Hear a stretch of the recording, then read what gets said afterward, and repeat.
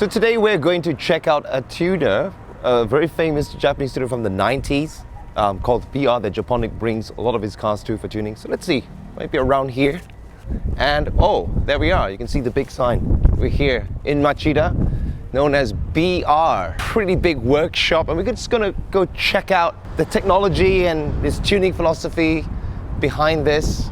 Here we've got Roadster that Japonic just got. It's got an ECU tune, and as you can see from the video here, just by cleaning up the throttle body and doing a bit of ECU tuning, how the response has increased tremendously. And BR, some of you might know, has this famous drag R33s.8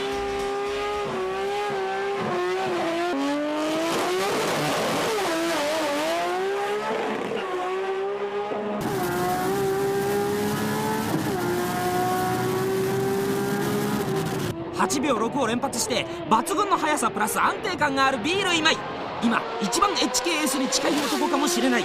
次号は直接対決、お楽しみに。 A lot of GTRs, and you can see it here in references in the Option magazine, in Best Motoring, and in Hot Version, Video Option. He's a man who loves racing, and he started his own place and started to do a lot of tuning. He also does most Japanese makes. Let's go have a look inside.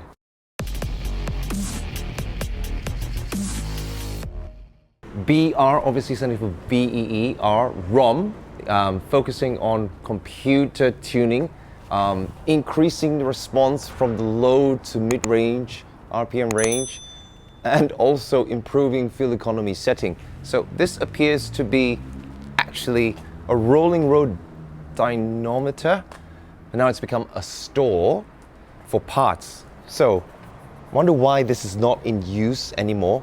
We'll have to ask the man himself.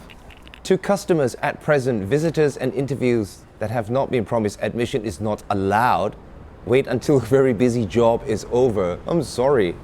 Well, obviously if you want to come here, it's best to call up in advance and make an appointment to see him. But of course today we have an appointment. Wow, just immediately you can just feel how big, and this is like, you know, a proper car garage. A lot of car garages I've been to in Japan so far, they're usually one story and it's narrow. You know, in Japan, space is at a premium, and it's quite rare to see tuning car workshops with this much of big open space. Let's see, probably have a lot of customer cars here. What appears to be a very modified, and is this a R35 GTR? It looks like it has a front, but something about the proportions is a little bit off. It definitely has to be one of these super monster projects that he's done in his career. Let's have a look. This seems to be a magazine that shows the same car.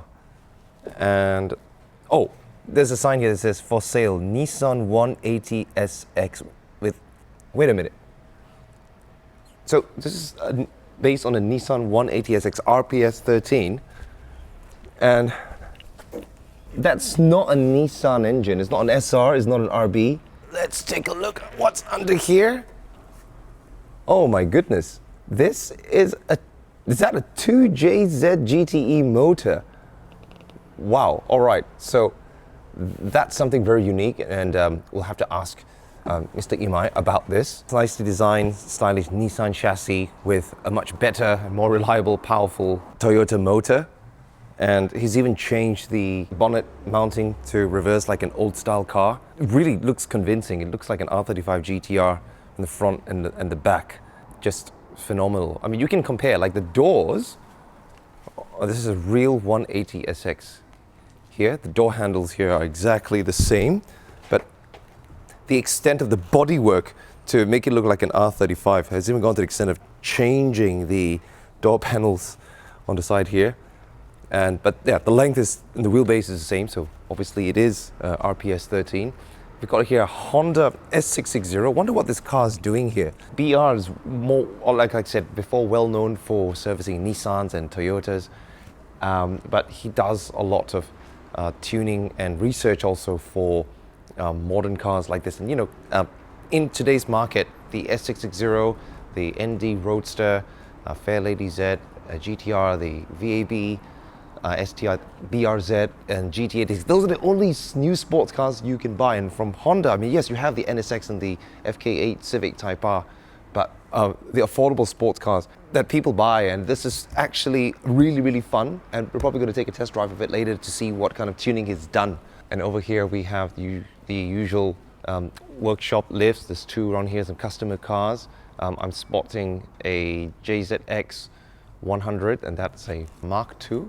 But there's a lot of variety of stuff here. So it may seem a little messy and disorganized, but that's because Mr. Imai works mainly alone on his customers' cars. Perhaps this is his way of maintaining that kind of quality that he envisions, and probably he doesn't want to trust anyone to it. I don't know, we'll probably ask him later. But a lot of workshops that you see, very big and popular ones, have a lot of staff, and you know, they may be more presentable, but I guess BR seems to be a more kind of a backyard, but also with a lot of research done in his parts, and we're going to take a look at why this is so. So here is a lot of magazines lying around. I'm sure a lot of them have featured his cars before and his tuning, and just seeing a collection here of C1 Loop Runner, which is the One Gun, same author as One Gun Midnight. You can see here in the One Gun Midnight story, these tuners that appear are actually based on a lot of 90s tuners like Kitami Ju. He was one of the bases of these old style tuners. And this is an initial D guidebook on factual references with characters. For example, you've got the author, Shigeno-san, and you have some drift girls, and obviously you have Mr. Tsuchiya himself. But here, Imai-san actually appears, and he built this A86, which was also driven by Ida Akira, who, as you guys might know, if you watch Best Motoring and Hot Version, he's also a racing driver and a popular host. So he goes way, way back with the best of the 90s. And so we're going to have a look at inside his office. So just inside the office, we're going to check out some of his achievements. And there's a trophy section over here. Wow, that's a lot. That's a lot. Let's see what we have going way back. We've got that 1996 GTR race champion in Tsukuba circuit. Another one, 96 and 97, all GTR races. This one in 2000, also in Fuji, PGTR, and D1 in 2000. Tsukuba Course 1000, 2012, 2009 D1 Grand Prix Okayama Best of Mechanic, 2006 Series Champion. So it's obvious that this man is really much more of a good racing driver and also a capable tuner. And he still actually races now with the BRZ 86 Cup. And here is the poster. It's a one make race. It's basically a stock road car, in this case an 86 or a BRZ, which is the same car, and it's factory spec. All you can do is put change suspension, tires, and it's still even limited to 180. The gearbox and the engine has to be mostly stock. And he's won this race last year, and we're going to take a look at his race car later on outside. And so the trophy's here. Toyota Gazoo Racing 86 BRZ race, 2009 round 6 winner, Tokachi Speedway, which is in Hokkaido, and another one here.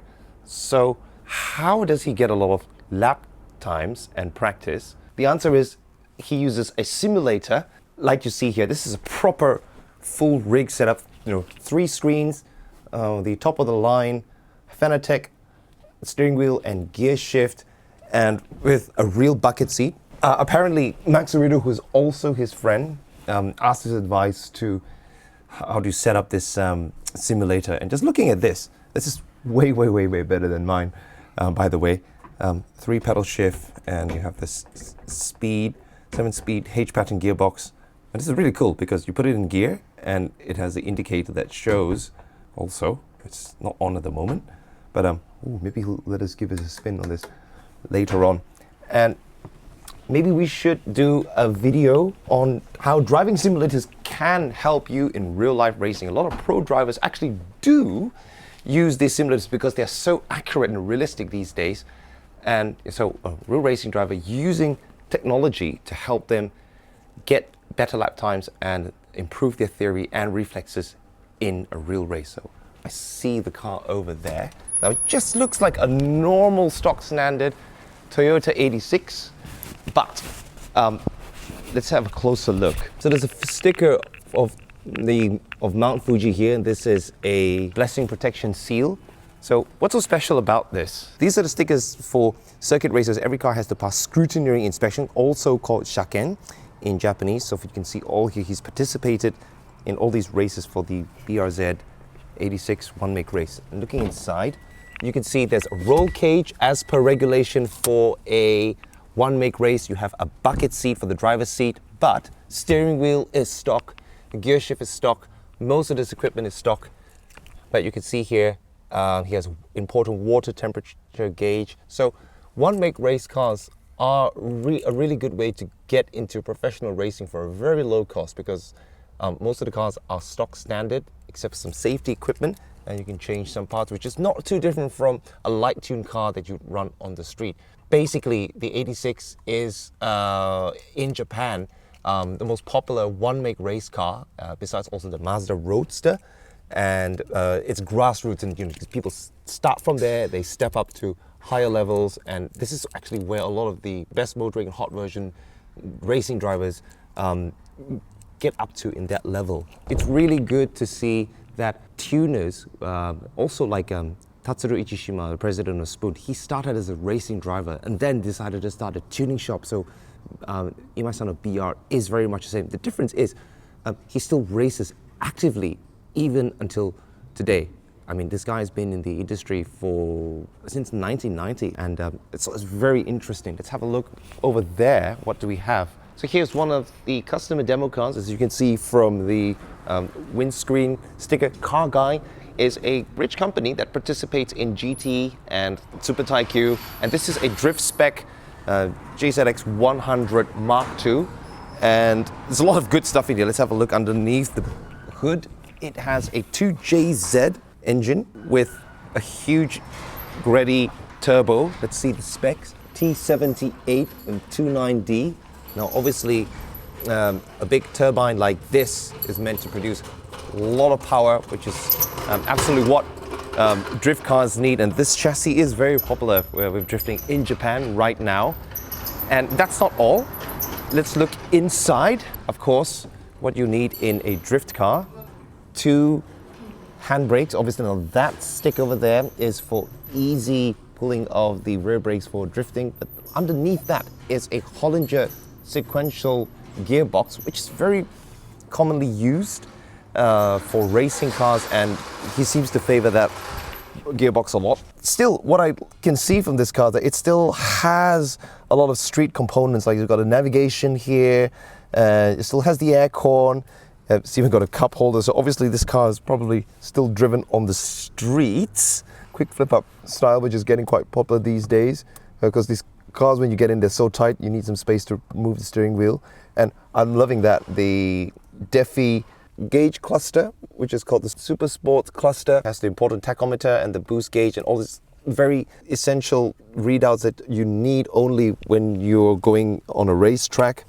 And so obviously this car has been designed for drifting, but somehow it's still been driven on the streets. And this is kind of tuning that's also very popular with old school, old style, but at the same time, people today who in Japan who are really into that kind of tuning, there is a stock part that comes from an STI Spec C GDB intercooler water spray. So he's reused that stock part and relocated it to the front of the rear firewall. Very interesting how you can use such kind of stock parts on various different cars as well. And also, speaking of stock parts that you can put to upgrade other cars, the front brake calipers aren't anything super fantastic. It's not a Brembo or Akebono or Endless. It's just JZ880RZ stock Supra calipers. Now on this car, maybe it's enough. For drift cars, you don't really need a lot of heavy braking like in circuits, but you just still need something better than stock. So this is a more cost-effective option for tuning, and it's more practical kind of tuning. And I think one of the basis of practical tuning is to get something that you need within a budget. It's not necessary to spend lots and lots of money. This is what I personally term as just what you need tuning. It's very much like Toyota company's manufacturing principle of just in time. That just is the key word here.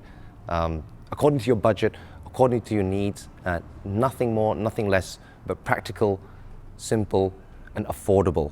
But also it works. Obviously, this is one of his old project cars, taken apart. We have the gearbox here. The engine is over here, and looks like a normal. Manifolds are different, the turbocharger is also different. So it's not about using fancy parts. No, he does have a lot of original parts which he's made, which we're going to take a look later on.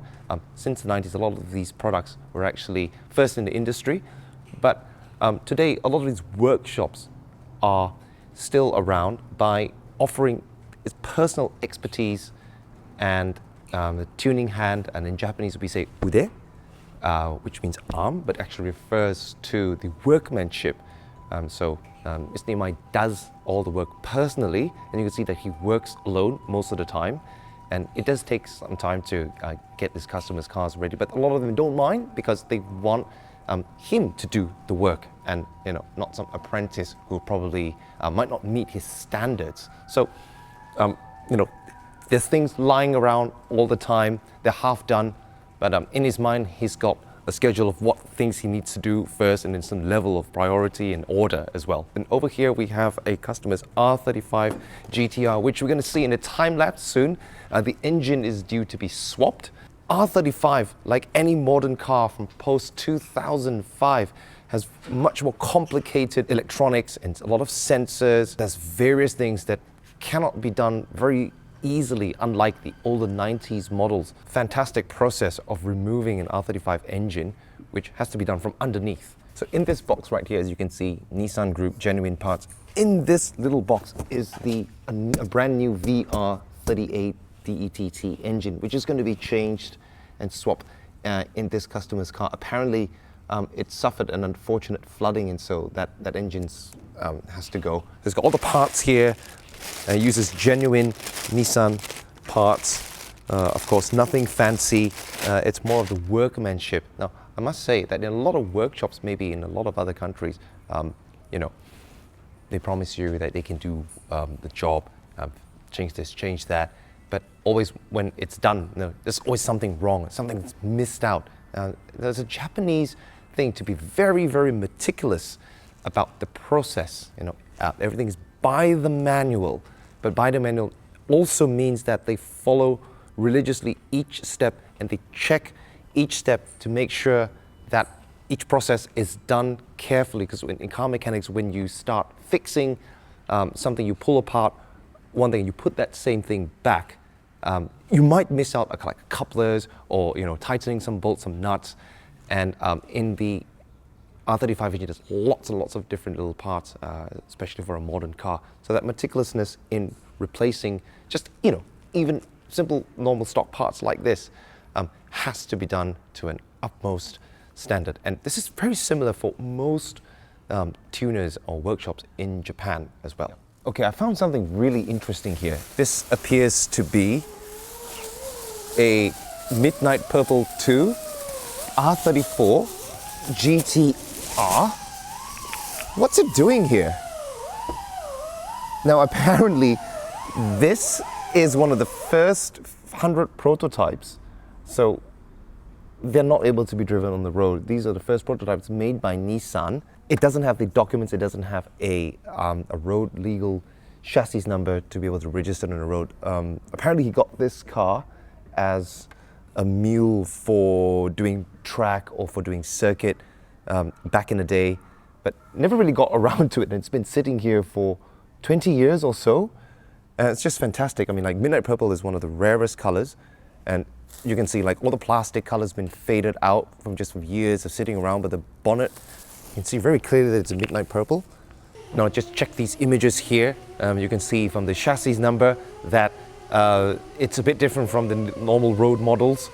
And this is just a rare example of GTR heaven. Okay, so like the R34 GTR had a total production number of around 13,000. So you can add up 100 more on-road registered, and one of them is just sitting right here. That is pretty crazy. It's pretty crazy. A thing to note about these cars is that because it doesn't have official documents and papers, it can't be exported to, unfortunately, to other countries other than Japan. It's only able to use for off-road track racing or as a show car or for whatever purposes. Sorry guys overseas, sorry. Kuratagami!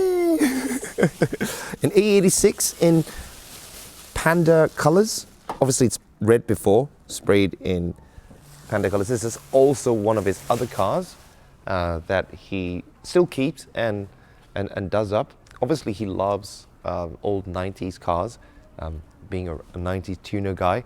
But what I find fascinating is that he does a lot of, in fact, all of the car manufacturers, even Mazda, maybe not so much rotaries, just the ECU tuning, which we're going to have a look later on at this technology from the 90s. That was quite a popular thing before Haltech and Lynx and all this kind of like full tuning ECUs, ROM replacements according to the tuning of the parts that people will put on their cars, and to have a more balanced kind of tuning concept is what he does actually. Here we have his tuning catalog, but unlike a lot of tuning catalogs from other tuners, it's a bit different. Well, first page, you see here his R33 drag car. So this back in 1997, which he raced himself, achieved sub 100 meters, a quarter mile, 8.8 seconds, with still a H shifter. So to do that, I mean, you probably have to shift really, really fast. You can see this video here. Okay, and there's others like high-speed records, and this was around the same era that the Yatabe Challengers, and you can see also from Midnight Cars and other famous tuners, Top Secret and all that. So he was up there with them, 32s, more cars here. He did also the Mitsubishi GTO, which a lot of tuners don't actually do, but he's done one of these, and various other cars. You can see Tegra, there's a Sunny, there's a Silvia, there's a Chaser, there's a Supra, Aristo, and you have here his parts. But this is what I like the best. On these following pages, he actually gives you a guide, a theory of what tuning is. Here's a brief explanation of power balance. When you tune the ECU, what are the things to do and not to do? Talk about air-fuel ratios, air-fuel meter, the injector quality, and a lot of explaining about knock. And here you have a catalog of his special rechip ROMs for classic ECUs. Now perhaps still can be used today for people who want the kind of like period correct kind of tuning and easy to build. Of course, there are a lot of considerations with the different parts you have. Further on, he talks about various maintenance points of what you should care for, and this is going to be really interesting. This could be the basis of what we can probably talk about more in depth in the future as to why tuning car in Japanese, they love to say the word tuning car, tuning as opposed to modifying. Modifying just means like it means kaizo in Japan, which just means changing. Tuning is a total balance in order to achieve your objective of what you want in terms of power or for racing. Even here, parts that he has for rear member support, quite similar to the rigid collars that Spoon has. But this is a much earlier version, which he's already perhaps thought of way before. And here, a lot of it in Japanese, so you probably can understand, talking about the water temperature and how to monitor it. Fantastic light tuning suggestions. You start with the brake pad, suspensions, and a little bit of boost up, and how that affects and changes your car's characteristics. And here for the Skyline GTR, talking about all the important points to look out for, a lot of weak points with this car, obviously if you don't take care of it. And from a normal GTR, which This is super interesting. To achieve the 0 to 100 quarter mile, 14 seconds from a normal car, and all the tuning that is done in order to get sub 9 seconds. So this is an ETS controller, which controls the Atessa torque split on a Skyline GTR. And so he was the first to come up with this controller to change the characteristics of the front shifting torque. Here's for drag, this is for circuit, and just by putting this part, it changes the way the four-wheel drive works, and it could achieve 2 seconds less on the scuba circuit, which is a lot, really. Great stuff here. One of this most famous parts is something called the rev limiter. Now this is way before modern cars actually had this feature built into the ECU. So what's the point of a rev limiter? And you can see this part right here. Now, as the name implies, it is something that helps you to cut the revs at exactly what you need, or rather less than what you need, in order not to over rev your engine, therefore damaging it. So for this part, you can set up to what limit you want down here. Now this is actually the original way to use this, not for 2 steps or for back flames. Of course that can be achieved, but that's not a really good idea.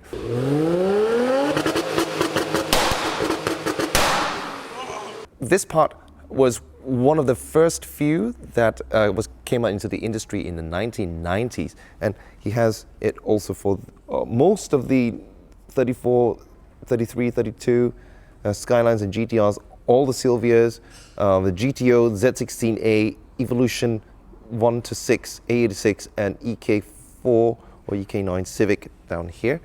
And apparently this item is pretty popular overseas. That is even someone who makes a counterfeit or fake product of this. And there's even an interesting video that shows you how to spot the genuine from the fake over here. Now another part that he's told me about. So it's a downpipe. This design is an equal length. Before HKS and a couple of other makers actually manufactured this part, he actually was one of the first to come up with it. And this is a sports high flow type catalyzer, and apparently he designed and released this before HKS or SAD did back in the early 90s. So very interesting, just that simple ingenuity and research into these kind of parts assisted in really boosting the 90s tuning phenomena. So in the next video we're going to be checking out this A86 that he has. So this is his personal A86 with a supercharger, with only, what, 6,000 kilometers still kept by him for all these years. One of his favorite cars, and we're going to be checking full details and parts and tuning and the story behind this car in our next video later on. If you talk about a parts junkyard, not a parts junkyard, but like a parts store, this is just like a huge collection of random items, fuel tanks, dashboards, seats, front radiator support frames, exhaust, gearboxes, flat 4 engines. It's quite a collection, treasure trove. Oh, I want that differential there. Now let's go have a look on the second floor of this makeshift store. Very good way to have a lot of space. If you have a high roof, you can build on top of your workshop here. And more parts, lots and lots of parts, cylinder heads, engines, there's RB, JZ engines, lots of different stuff. And the reason why he's got all this stuff here is not actually for sale.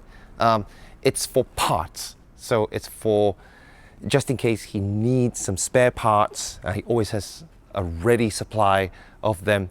Maybe there's some good parts from one of these cylinder heads or one of these differentials that he can swap around. I mean, look at this. Oh my goodness. This is actually worth quite a lot of money. I mean, I can count maybe like easily 20 heads just from this, on these stuck on these shelves. What's really funny, because a lot of these parts are now out of stock. You can't get them new anymore from the dealer. And if you look on even like Yahoo auctions or some of these online marketplaces, they're really expensive. And so he's just got them sitting right here. Stock Toyota turbos, manifolds, intake pipes, differentials, lower mounts for coilover suspensions, and this right here is a stock R32 exhaust system. I know this because it's a one piece. This is extremely heavy. It's made of full cast iron, and this is one of the parts that in the 32 GT I would limited it to 280, 300 horsepower. Okay, now this looks clearly like a R35 stock GTR. Wait a minute. Is this yours, Japonics? Yeah. You put it here? Yeah. After you changed to that Amatrix one, right? Cats are there. Oh, the cats are there? Yeah. So you just contributed to his junk stockyard, right? For Shaken, maybe we will put it on again. And That's right. change it again. Now, why is it important for Japanese people who tune cars to keep these stock parts? And you should. It's so that you can pass the 2-year mandatory Shaken. It's easier to put back stock parts and pass that mandatory inspection and then put your tuning parts back on again. So it's always a good idea to keep stock parts lying around. And so for that purpose, probably he has all these still here. So this is the oil pan of a Skyline GTR RB26. You can see here, you have the oil pan and you have also the attachment for the front differential. And you can see right here, this is very interesting. The drive shaft goes through the oil pan onto the other side. So I would not recommend anyone to drift RB26 engine because it doesn't have enough baffles and it's not suitable for drifting. This car is meant to go around a corner, not sideways. Oh my goodness. There's even more stuff here. Nismo bumper, 86 corners, more 86 corners, and just loads of Goodyear tires. They're all the same size, 215, 45, 17. Probably that's for his 86 race car. A Hitachi ECU for Nissan, some Nissan. I would love to have a warehouse full of just Honda parts like this. I'm gonna have to start collecting now. In a while, we're going to be talking to the owner of BR, Mr. Imai, and he's going to be talking a little bit about himself and his history. So this is a great opportunity to get to know the man himself and his contribution to the tuning culture, which is also an integral part of JDM car culture, very, very much at the core of it. We're going to be showing you later in details and maybe through our Instagram, just pages from this tuning catalog. It's more than a tuning catalog. It's basically almost a guide, like a little, quick Bible guide on tuning basics itself. So let us know in the comments also if you'd like us to go in depth. Maybe we can make a sit-down kind of a garage talk about tuning and maintenance. Imai-san, thank you so much for having an interview and talk with us. うるさくてごめんね。 And the next time we'll be doing more in-depth videos of different parts, and we're going to come back to his workshop and look at how the DIY stuff or what to do. So until next time, リアルスタイル。 thank you very much, and that's all from us. Peace out. ありがとうございます。